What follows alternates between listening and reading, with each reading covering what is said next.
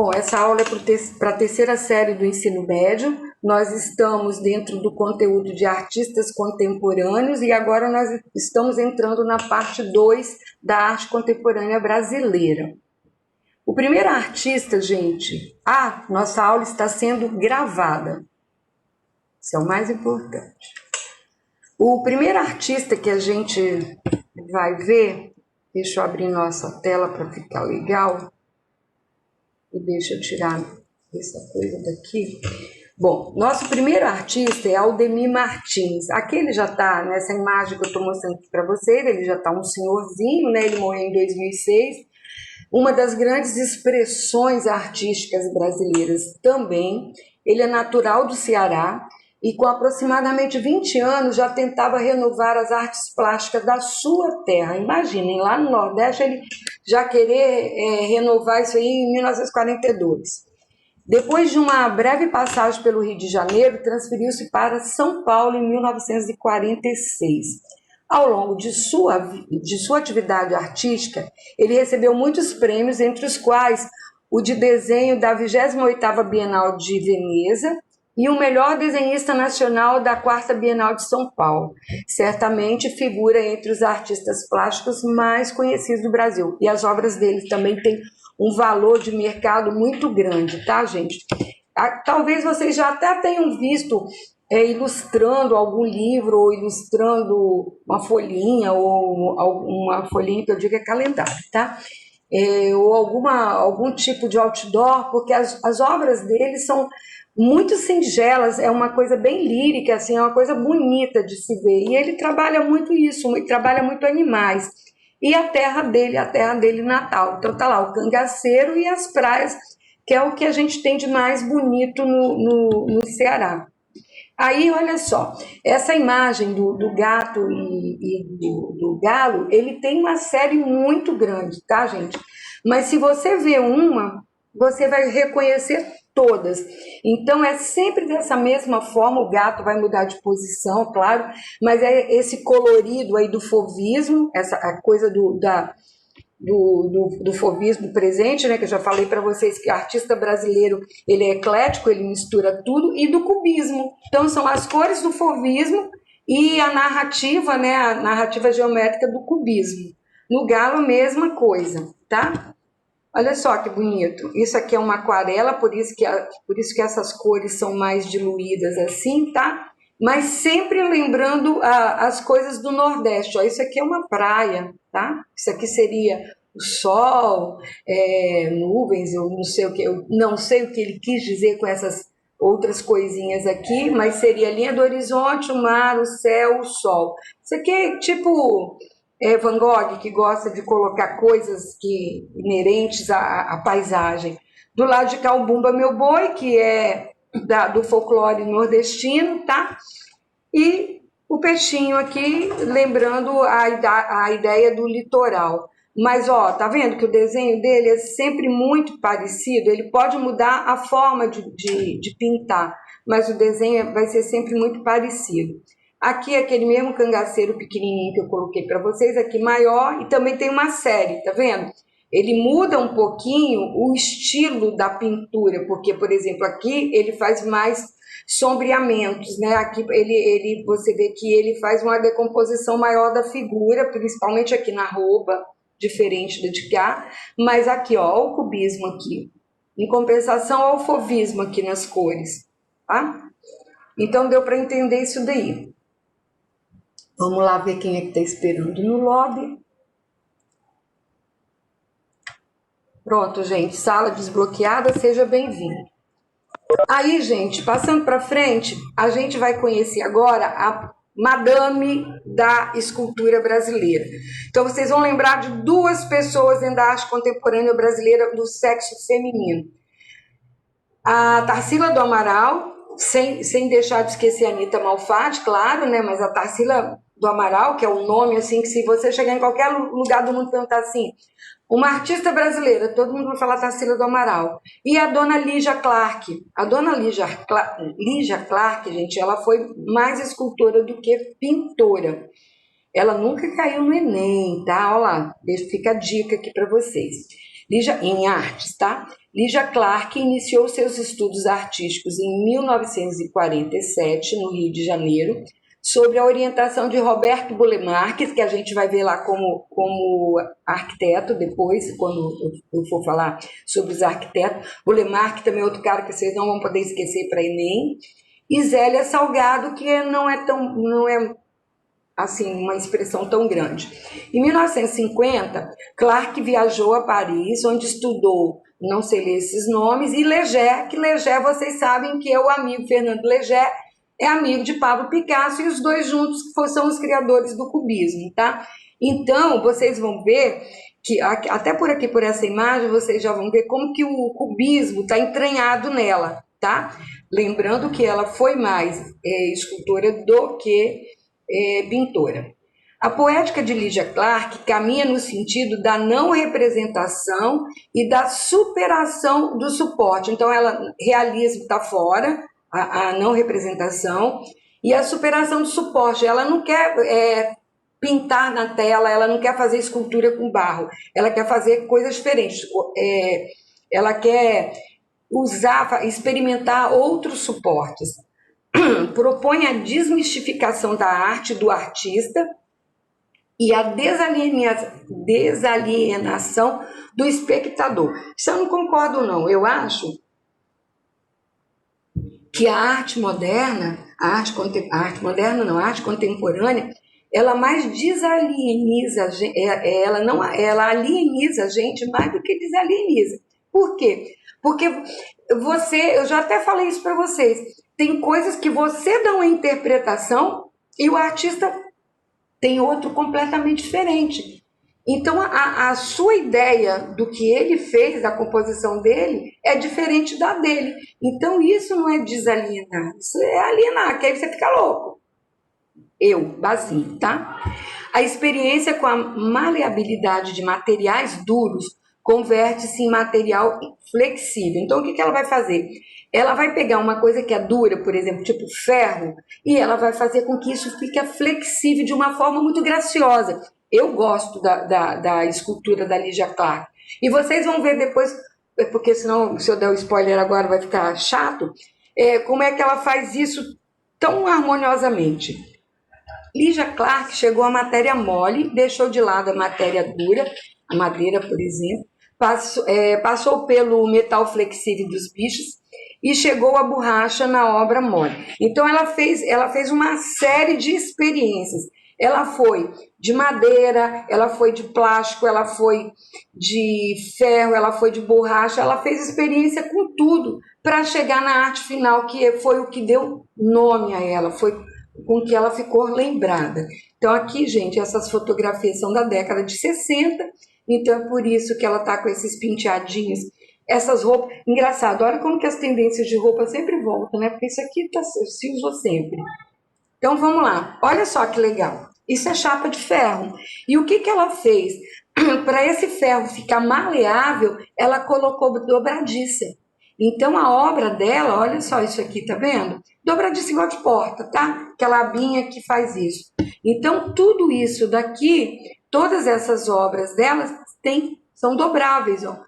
Então, são obras que ela pode até manusear e mudar essa estrutura. Então, gente, por favor, lembrem disso para o Enem. Lígia Clark, esculturas maleáveis, mesmo que o material seja resistente, tá? Então, essas esculturas dobráveis, depois a gente tem também outro, que eu vou falar mais acho que na próxima aula, Amilcar de Castro. Ele também vai trabalhar com ferro e vai também fazer umas formas parecidas com essa, mas ele não vai usar essa coisa da dobradiça aqui no meio das obras. Então, isso aí foi uma inovação da Lígia Clark e ela ficou famosa exatamente por isso, por conseguir fazer uma superfície dura ficar uma superfície maleável, tá? Então, vamos lá, só para ficar gravadão aí na cabeça de vocês.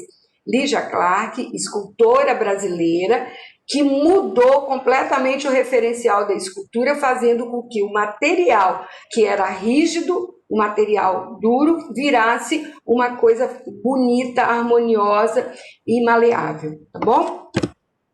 Olha só, isso são as pinturas dela, tá? Umas coisas assim meio que dentro do geometrismo, né? Do jeito que ela gosta, tá? Mas eu coloquei só para vocês saberem que ela também pintou, porém o carro-chefe dela é a escultura, tá? Olha, isso aqui é praticamente uma op art, que a gente vai ver depois também. É ilusão de ótica, né? Parece, aqui também, ó, parece que esse quadradinho, se você olhar primeiro para ele, parece que ele está perto. Mas se você olhar para o preto e olhar para ele, parece que ele está longe. Porque tem uma linha aqui, ó, uma linha meio invisível, mas que faz com que a gente veja que isso é um quadrado e esse aqui é um retângulo. Aqui não, aqui são triângulos, são quadriláteros de formas específicas. Olha só aqui que legal. Sempre quando ela. E parece com a escultura dela. As pinturas, essas duas pinturas aqui, ó, que tem praticamente a mesma pintura, ela mudou a mesma forma, ela só mudou o colorido, mas parece com aquela coisa da escultura que eu mostrei anteriormente para vocês, olha. Parece que ela pegou essas formas aqui, ó, e retratou na pintura, mas lembrando sempre que o carro-chefe dela foi a escultura, entendido? E isso daqui, como da ilusão de ótica, gente, isso aqui não é um cubismo, é o que a gente vai chamar depois de op art, optical art, é a arte que te dá ilusão de ótica, ao mesmo tempo que você vê uma peça para fora, você vê a peça para dentro, então é mais uma op art do que uma arte cubista, tá bom? Agora vamos ver, esse cara foi o porra louca do... Ai, meu Deus, foi doido, foi muito doido. O cara, assim, ele era um cara sensacional, muito loucão, e ele pegou a época da ditadura, ele foi visionário, revolucionário, ele foi tudo, gente. Hélio Oiticica era, assim, um artista que eu não gosto muito das coisas que ele fez, não que ele já morreu, né? Mas ele assim, ele imagina Raul Seixas e Hélio Oiticica, mais ou menos o mesmo parâmetro, sabe? O Raul Seixas lá dentro da música e ele nas artes plásticas, os dois, ó, estão ali chugadinhos, eles são muito engraçados. As coisas que ele faz, por essa fotografia aqui, gente, vocês já imaginam o que o cara é. Isso aqui é logo no começo da carreira dele e tal. Aqui é quando ele já fica doidão. Então ele deixa o cabelo crescer, que é o que se usava na década de 60 e 70, que é o homem cabeludão. Ele coloca esse óculos aqui de aviador. E a parte de baixo, acho que eu não coloquei para vocês, ele tá de jaqueta de couro, de sunga de praia e de coturno. Então, assim, deixa eu ver se eu coloquei. Não coloquei, não. É uma figura hilária. Depois, se vocês tiverem oportunidade de tempo, ou se não, se eu lembrar, eu trago para vocês o resto dessa foto. É muito engraçado. Então, Hélio Oiticica, vocês também não podem esquecer esse nome, tá? Por favor. Lígia Clark, Hélio Oiticica. É considerado um dos maiores artistas da história da arte brasileira, exatamente por ser revolucionário, tá? Ele nasceu no Rio de Janeiro em 1937 e faleceu em 1980. Foi pintor, escultor, artista plástico e performático de aspirações anarquista. Isso daqui que eu falei para vocês dessa fotografia é ser performático. Ele se coloca de uma forma diferente para poder chamar a atenção para as obras dele. A gente vai ver na arte contemporânea internacional, por exemplo, aquela artista que ela ficou no MoMA, sentada numa mesa, acho que vocês já ouviram falar sobre isso, ela colocou uma mesa no MoMA, ela sentou de um lado, tinha uma cadeira do outro lado, e ela ficava 8 horas de frente para o público, né, para quem quisesse sentar ali, sem falar uma palavra e sem mexer um músculo do rosto. Então, isso é uma arte performática. E as pessoas, bom dia, tia Lila, e as pessoas acabavam fazendo o quê? Acabavam conversando com ela, se abrindo com ela, mesmo sem ela estar te respondendo nada. Então, isso é ser performático, tá bom? Mas a gente vai ver isso mais para frente também, que também está dentro do conceito da arte contemporânea. Buscou a superação da noção de objeto de arte como tradicionalmente definido pelas artes plásticas até então. Então, ele saiu completamente do tradicional, do contexto diário, ele saiu fora, a gente vai ver mais para frente. Nesse sentido, o objeto foi uma passagem do entendimento de arte contemplativa para a arte que afeta comportamentos. Isso através de uma coisa chamada parangolés, que a gente vai ver para frente. Lembrem disso, Oiticica Parangolés. Considerado como um dos artistas responsáveis por revolucionar a arte mundial a partir da interação direta dos observadores com a obra de arte. Então, a gente passou a vestir a obra de arte, a gente passou a entrar na obra de arte. Ele foi praticamente o precursor da instalação, gente. Ele que foi o primeiro a fazer as instalações. Por isso que ele revolucionou a arte mundial. A obra dele é toda geometrizada, então seria um neoconcretismo que eles chamam, tá? Então essa arte onde tudo é muito ligado a quadrados e retângulos, é um cubismo diferente. Então, imagina, neoconcretismo, um novo concreto, tá? Então aqui, ó, sempre mais ou menos na mesma linha da Lygia Clark, é sempre usando formas quadrangulares ou polígonos de 4 lados, tá? Sempre, de uma forma ou de outra, fazendo composição, mas sempre com essa mesma regra. Eu gosto também disso. Olha aqui que bonito, eu gosto disso aqui também, tá? Então seria um abstracionismo geométrico, mais ou menos o que o Mondrian fez, tá? Lá no abstracionismo geométrico. Só que as cores dele, isso são serigrafias, tá, gente? Isso não é pegar ir lá e pintar com pincel. Ele vai usar uma máscara, né, um molde, vai pintar uma parte, depois ele abre a outra parte. Então, um trabalho infeliz, mas fica muito bonito. Tanto é que a gente vê aqui, ó, quando ele faz a sobreposição, ele pinta o azul escuro e depois ele pinta o círculo com azul claro. Só que aí, como ele não isolou essa parte aqui do azul escuro, aonde o azul claro passou por cima, ficou esse cinza. E ele faz isso propositadamente. Aí, vamos lá para o que interessa dentro do contexto do meu querido e amado Hélio Oiticica. Essa instalação, gente, está lá no Museu de Inhotim, Invenção da Cor, Penetrável Magic Square. Isso foi feito depois que ele já tinha morrido. Ele já tinha morrido quando fizeram em Inhotim, ele tinha feito um protótipo numa exposição, né? Ele tinha feito isso daí com madeirite e tal, mas ele deixou isso tudo desenhado, né? Porque para o artista chegar numa instalação, primeiro ele tem que fazer o esboço, né? O escopo do que ele quer, porque, gente, a gente fala assim, isso é muito fácil de fazer, qualquer um faz, mas é só impressão da gente, porque o artista contemporâneo, ele tem que fazer todo o processo do artista tradicional, do artista acadêmico. Ele tem que fazer o desenho, ele tem que pensar nas cores. No caso da escultura, por exemplo, você tem que fazer esses moldes todo em papelão para articular, para ver se vai dar certo. E no caso da instalação também, ele tem que fazer a maquete primeiro para ver se vai funcionar. Então, isso daqui que foi a revolução, foi ele fazer com que a pessoa interagisse com a obra dele. É isso que eu falei para vocês aqui, ó. Ele foi performático e de aspirações anarquistas, porém responsável por revolucionar a arte mundial a partir da interação direta dos observadores com as obras. Então, isso daqui, gente, é uma coisa legal para vocês estarem anotando, para vocês saberem, para não ser um distrator na hora que você for fazer uma questão, por exemplo, se cair Hélio Oiticica. Então, vocês têm que saber que ele foi um revolucionário da arte mundial a partir da interação direta dos observadores, nós, os observadores, com a obra dele, tá? Então, vamos lembrar disso daí. Aí tá aí, essa obra está lá em Inhotim, já falei para vocês que ele não chegou a ver essa obra lá em Inhotim, porque ele morreu muito antes disso.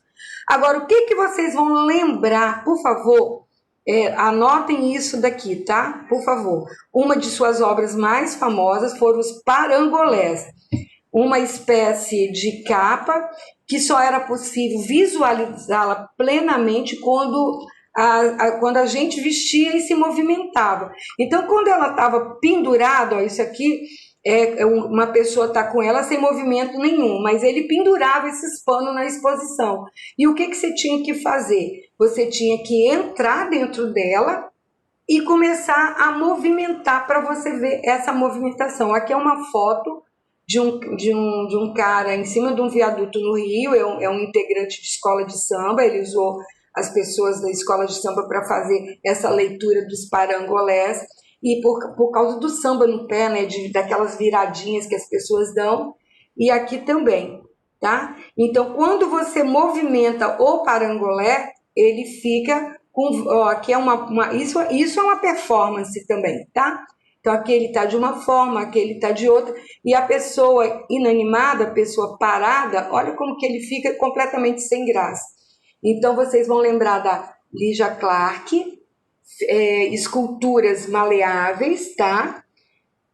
Hélio Oiticica, revolucionário, e que colocou o povo para interagir, o observador para interagir com as obras de arte, parangolés e instalações, tá, gente? Então vamos lá, olha outra instalação dele.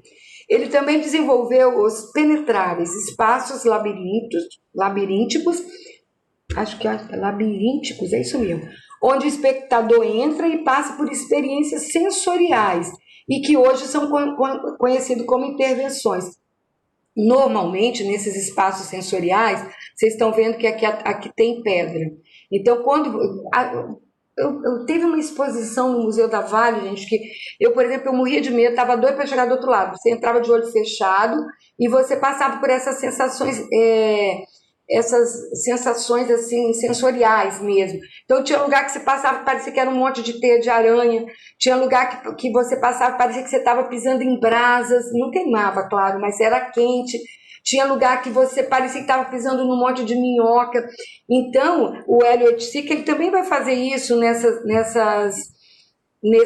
intervenções dele. Você vai entrar aqui, ó, mas você já começa. Eu não sei se nessa intervenção aqui dele, nessa instalação, a gente vai. Por que eu coloquei? Eu coloquei intervenções duas vezes. Eu não sei se a gente aqui entra de olho fechado. Eu acho que não, porque você tem que passar no meio dessas coisas sem derrubar, né? Mas você provavelmente descalço, e provavelmente aqui é pedrinhas e aqui provavelmente deve ser água ou uma areia, porque aí você vai entrar, vai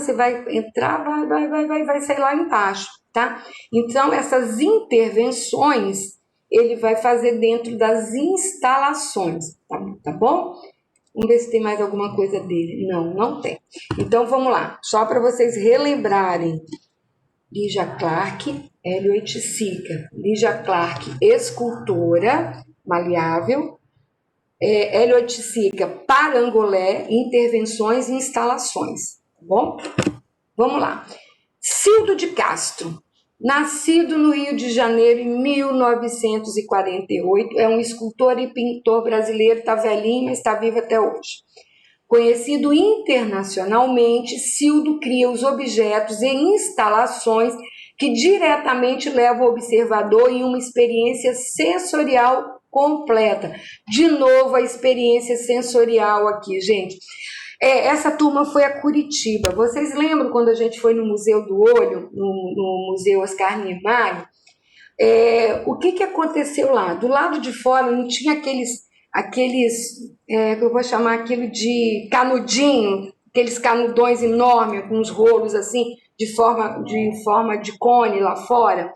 Eu não tenho certeza, mas se eu não me engano, aqueles cones que tinham lá fora era do Cildo de Castro, tá? Então ele também é mestre nas instalações, Cildo de Castro, instalações sensoriais.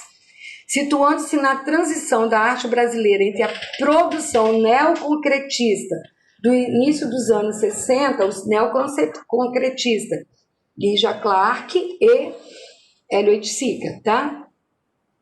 E da sua própria geração, já influenciada pelas propostas de arte conceitual, instalações e performance, as obras de Cildo Meireles dialogam não só com as questões poéticas e sociais específicas do Brasil, mas também com os problemas gerais da estética e do objeto artístico. Então, olha só, gente, isso aqui é dinheiro, ó. Então, o que que ele faz? Ó, os cones que a gente viu lá em Curitiba é parecido com isso daqui, só que não é assim como se fosse um tonel, um barril de vinho virado, não. Lá era tudo retinho. Então, olha só o que que tem nessa obra aqui, ó. É uma cabana, tipo uma cabana de índio, então é o que você poderia entrar e morar, como se fosse uma casa. O teto disso, a cobertura dessa oca, vamos chamar assim de oca, o teto dessa oca, ela é toda revestida com notas de dinheiro das várias épocas de mudanças de dinheiro aqui no Brasil. E no entorno, gente, isso aqui tudo é osso. É como se fosse fêmur, tá? O fêmur humano, porém, isso aqui é osso de bichos, né? De animais.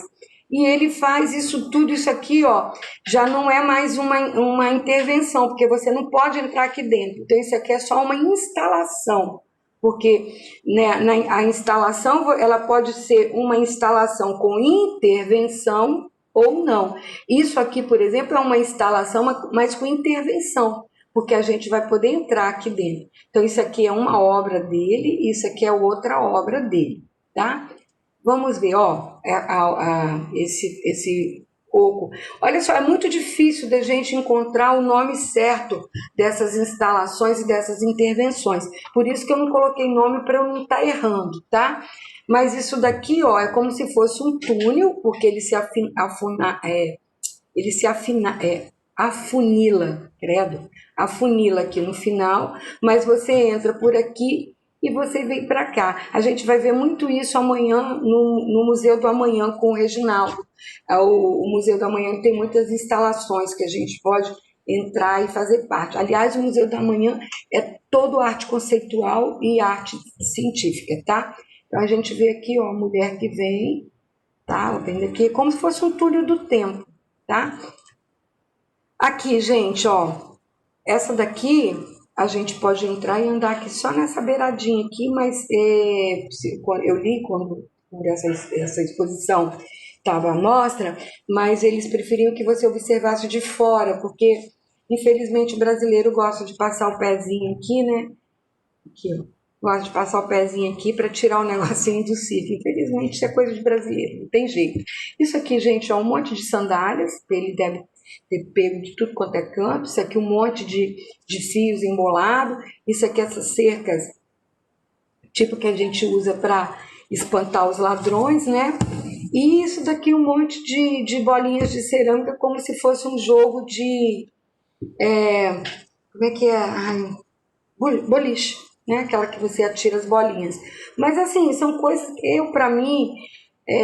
do Hélio Odissi, que eu não sei se é porque estava no começo, eu ainda gosto daquelas intervenções que ele faz, mas eu não sou muito chegada nessas coisas não, para falar a verdade, tá? Agora a gente vai para uma artista famosérrima, ela é uma artista mais contemporânea mesmo, nossa, Beatriz Milhazes, inclusive na apostila de vocês do 8º ano tinha ela, porque vocês vão lembrar. Beatriz Milhazes, ela nasceu em 1960, é uma pintora, gravadora, ilustradora e professora de artes brasileira. É um dos mais destacados nomes da arte contemporânea no Brasil, na atualidade.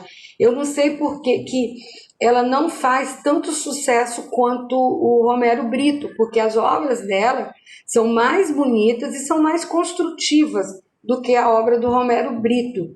É menos ingênua a obra dela, tá?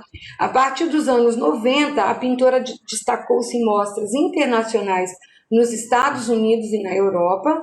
Suas obras passaram a fazer parte dos acervos de alguns museus, entre eles o Museu do MoMA, eu vi a obra dela lá, o Guggenheim, ó, tem vários Guggenheims, tá? Acho que é o Guggenheim dos Estados Unidos também, isso, e do Metropolitan em Nova York, como também da Fundação, eu não sei ler esse nome, em Lisboa, e na Fundação Cartier em Paris. Fundação Cartier é o cara renomado dos relógios, tá?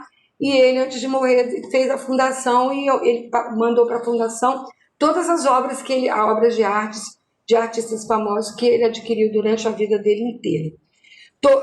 Tornou a cor um elemento de grande importância em suas obras, onde apresenta formas circulares integradas com quadrados, flores, arabescos e listras. Então é tudo isso aqui, ó, essa mistura toda aqui, ó, tá? Então, gente, como no Enem, maior parte das questões é de arte contemporânea, mais ou menos por aí, gente. Faustão tem uma coleção de relógios Cartier. Alguém colocou, se você, todo mundo não leu, que um relógio custa $1 milhão, por aí, daí para mais. Também é cheio de diamantes, a máquina toda a ouro, então tem toda essa... E sem contar que leva o nome Cartier, né? Então é bom que isso é informação para vocês, que os relógios Cartier são praticamente obras de arte. Bom, então anotem aí, por favor, Beatriz Milhazes, uma artista mais do que contemporânea, e ela é uma grande expressão das nossas artes pelo mundo afora. Então vamos lá conhecer as obras dela. Olha que bonito que é, gente. É muito legal. Vocês fizeram também, acho que foi no nono ano, não lembro se foi no nono, vocês fizeram um rosto cheio de textura e baseado numa obra dessas aqui dela, tá? Então é uma artista que já está aí no subconsciente de vocês. Então olha como que é colorida. Gente, isso não é pintura também não, isso é a parte, algumas coisas ela pinta e outras ela faz recorte, colagem, outras é serigrafia. Então isso é basicamente uma montagem, tá? Mas é muito linda a obra dela. Eu acho que a obra dela é muito mais bonita que a de Romero Brito e ela não é tão conhecida para nós como Romero Brito. O Romero Brito porque a obra dele se popularizou por causa do merchan que ele faz em produtos, né? Em produtos de supermercado, essas coisas assim. Mas essa, deixa eu ver se coloquei mais. Coloquei. É muito bonita a obra dela. Eu gosto muito. É, assim, uma obra que dá para você imaginar N coisas aqui. É uma obra sublime, apesar de ser de cores fortes, mas ela consegue deixar a coisa ficar leve em função desses florais que ela coloca. Ó. Sempre tem flores no meio da obra dela. Eu gosto muito. Eu tenho certeza que se a Beatriz Milhazes cair no Enem, vocês vão logo lembrar, porque vai cair uma obra dela e vocês logo vão lembrar disso tudo, tá? Artista contemporânea brasileira. Aí, agora a gente vai para a segunda parte, porque na aula passada era para eu ter chegado até aqui, mas eu falo demais e não consigo. Então vamos lá. A gente vai para o Cláudio Tosi, que eu já mostrei para vocês quando eu falei da pop art. O Cláudio Tosi é descendente de italianos, estudou no Colégio de Aplicação da USP, onde foi incentivado pela professora de artes a criar cartazes, colagens e composições abstratas. E isso daqui, gente, por isso que eu incentivo vocês, mesmo quem não gosta, a estar tentando fazer, porque às vezes tem um artista escondido dentro de você e você não sabe. E é por isso que eu falo que tudo que vocês fazem é bonito, porque a arte contemporânea é isso, tudo é lindo, tudo é bonito e tudo é aceitável, tá? Então, graças a essa professora aqui do Colégio de Aplicação, que ele se tornou quem ele é hoje, é um dos artistas também brasileiros de renome internacional. Gente, eu tenho que ficar de olho na hora, faltam 8 minutos, é isso? Bom, Tosi é pintor e também mestre em arquitetura pela Faculdade de Arquitetura e Urbanismo da Universidade de São Paulo. Então, gente, quem vai fazer arquitetura, eu falei para vocês que as minhas aulas serão de um grande valor para vocês. Todo aluno do Castro Alves que faz arquitetura, ou ele volta ou ele manda uma mensagem para mim, professora, graças a Deus, estou tirando nota máxima, porque eu sei tudo. Publicidade, propaganda, design gráfico, mas tudo que tiver uma veiazinha de arte, vocês vão lembrar de mim, porque tudo isso que vocês estão vendo vai ser... E para quem vai fazer engenharia civil também, tá? História, então, nem se fala. História, geografia, vão lembrar muito de Jabazinho.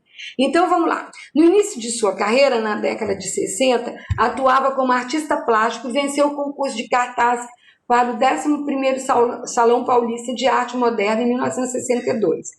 Durante o período de sua graduação em arquitetura, ó, ele não fez artes plásticas, ele é arquiteto, produziu inúmeras obras, utilizando novas técnicas em seus trabalhos, como a serigrafia. Com influência marcante da pop art, abordava, isso foi lá no início da carreira dele, tá? Temas políticos urbanos. Peraí, gente, eu li tudo errado. Com influência marcante da pop art, abordava no início temas políticos urbanos, símbolos da sociedade de consumo e da cultura de massa. Vocês vão ver aqui na frente, ó. Isso daqui ainda não foi desse período da pop art. Aqui, ó. Isso daqui, ó, ele pegou, vocês lembram de Lichtenstein, que eu falei para vocês lá na pop art, que era um artista que usava história em quadrinhos para fazer a serigrafia e as obras dele? É aquele cara que tem uma mulher dentro do carro de óculos, com os cabelos voando, e um monte de pontinhos gráficos lá no fundinho. Vocês vão lembrar quando eu colocar os slides para vocês. Então, Lichtenstein, que é um artista contemporâneo dentro da pop art, ele trabalhava muito isso daqui. E foi o que o Tosi fez no início da carreira dele. Ó. Isso aqui, porque no início da carreira dele, a gente está naquela coisa das viagens ao espaço americano.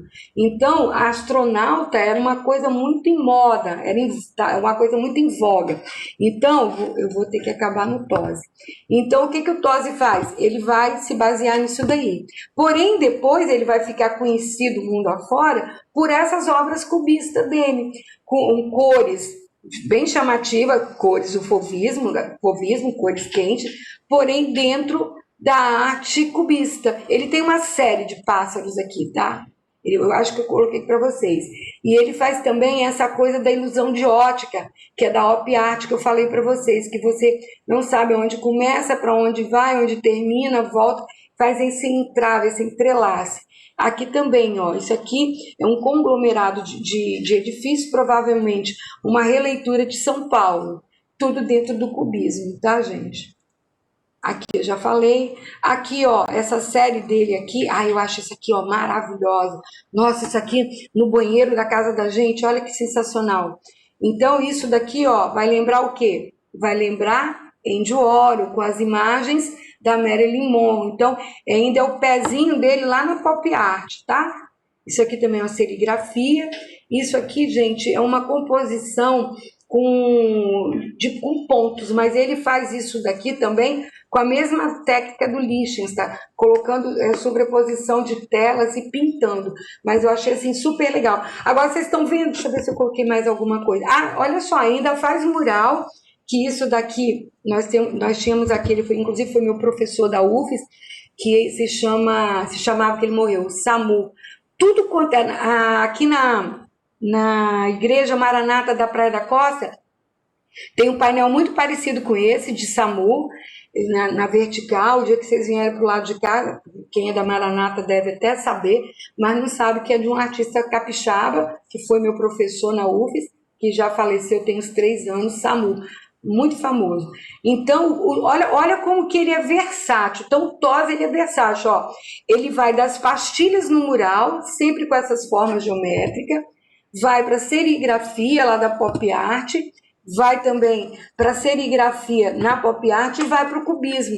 Então, olha como que ele vai bailar, acabou, como que ele vai bailar nesse universo da arte. Então, ele não é um artista que fica só direcionado, se bem, gente, que lembrando que isso daqui e isso aqui é no começo da carreira dele.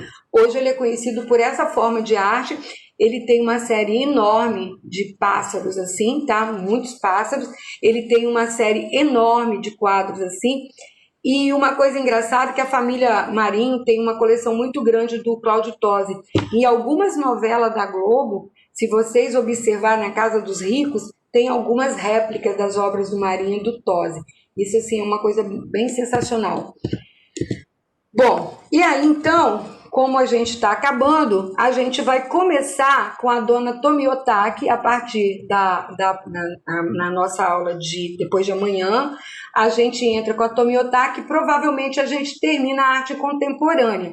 Eu vou parar agora a nossa gravação, porque a nossa aula